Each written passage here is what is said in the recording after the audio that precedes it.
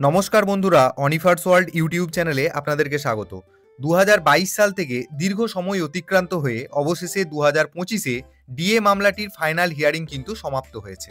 এবার গত 8ই সেপ্টেম্বরের হিয়ারিংয়ের দরুন যে অর্ডার কপিটি ওয়েবসাইটে আপলোড হয়েছে তার পরিভাষা কি রয়েছে সেটা আমরা একটু দেখে নেব। এখানে রাজ্য সরকারি কর্মচারী এবং অন্যান্য কর্মচারী সংগঠনের আইনজীবীদের সংখ্যাও যেমন ছিল, সেদিক থেকে ডিএ আটকানোর জন্য রাজ্যের আইনজীবীদের সংখ্যাও কিন্তু কম কিছু একটা ছিল না। সেটা আপনারা এই লিস্টটা দেখলেই কিন্তু বুঝতে পারবেন। তো যাক, এবার আসল জায়গাটাতে আসি, যেখানে অর্ডার কপিটিতে সম্পর্কে বিস্তারিত বলা হয়েছে।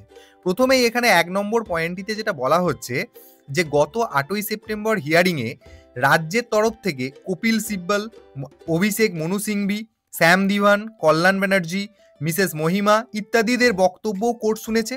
সাথে সাথে রেসপন্ডেন্ট গ্রুপ থেকে পিএস পাতিওয়ালা, বানসুরি স্বরাজ, করুণা নন্দী, বিকাশ রঞ্জন ভট্টাচার্য, রফ রহিম ইত্যাদিদের বক্তব্যও কিন্তু কোর্ট শুনেছে, বা ওনারাও ওখানে কিন্তু প্রেজেন্ট ছিলেন। এটা গেল একটা দিক। এবার 2 নম্বর পয়েন্টে বলা হচ্ছে আর্গুমেন্টস কনক্লুডেড, অর্থাৎ উভয় পক্ষের বাদানুবাদও কিন্তু শেষ হয়েছে বা কনক্লুডেড হয়েছে।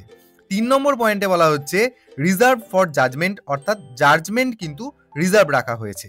আর 4 নম্বরে যেটা বলা হচ্ছে যে পিটিশনার অর্থাৎ রাজ্যকে অর্ডার দেওয়া হয়েছে ফাইল ফ্রেশ রিটেন সাবমিশন। দেখুন কথাটা লেখা আছে ফাইল দেয়ার ফ্রেশ রিটেন সাবমিশন, অর্থাৎ তাদেরকে কোনো পুরানো কাসুন্দি না ঘেঁটে একদম ফ্রেশ যদি কোনো বক্তব্য থেকে থাকে সেটা সাবমিশন করতে বলা হয়েছে, এবং সেটাও হবে কি কম্প্রিহেন্সিভ ইন নেচার, মানে ইন্টেলিজিবল এমন কিছু, এবং সেটাও সাবমিট করতে হবে আগামী 2 সপ্তাহের মধ্যে, within a period of 2 weeks. অর্থাৎ অ্যাপ্রক্স ডেট যেহেতু 8ই সেপ্টেম্বর লাস্ট শুনানি হয়েছে, তাহলে অ্যাপ্রক্সিমেটলি হিসাব করলে বোঝা যায় যে আগামী 22শে সেপ্টেম্বর 2025-এর মধ্যে রাজ্যকে রিটেন সাবমিশন করতে হবে। এবার রেসপন্ডেন্টরাও যদি চায় একই রকমভাবে কম্প্রিহেন্সিভ সাবমিট তাদেরকেও কিছু করতে হতে পারে, যদি তারা চেয়ে থাকে আর কি, তাহলে সেটাও তাদেরকে 1 সপ্তাহের মধ্যে অর্থাৎ 29শে সেপ্টেম্বরের মধ্যে সেটা সাবমিশন করতে হবে। দেখুন লেখা আছে within a period of 1 week there after.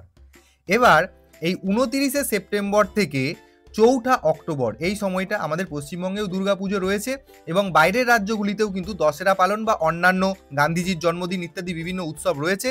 সে কারণে সুপ্রিম কোর্টের কার্যকলাপ কিন্তু এই 29শে সেপ্টেম্বর থেকে 4ঠা অক্টোবর পর্যন্ত কিন্তু বন্ধ থাকে। অতএব যা হবে, মানে যদি কোর্ট জাজমেন্ট দিতে চায় অবশ্যই সেটা কিন্তু 4ঠা অক্টোবরের পরেই হবে। তবে রিটেন কি কি সাবমিট করা হলো সেগুলোও কিন্তু কোর্টের কাছে বিচার্য বিষয়, সেগুলো কিন্তু কোর্ট পড়ে দেখবে, তবেই তারপরে কিন্তু জাজমেন্ট পাস করবে। অর্থাৎ যেটা আন্দাজ করা যাচ্ছে যে যদি কোর্ট চায় অক্টোবরের 2য় সপ্তাহে ডিএ মামলার রায়দান কিন্তু করতে পারে। তো এবার সেই দিকে যে আপডেট যদি কোনো উঠে আসে সেটা আমি অবশ্যই আপনাদের সাথে শেয়ার করব, এবং আপনাদেরকে রিকোয়েস্ট করব ভিডিওটা সবার সাথে শেয়ার করুন, এবং আপনারা যারা আমার চ্যানেলে নতুন তারা চ্যানেলটিকে সাবস্ক্রাইব করে নিতে ভুলবেন না।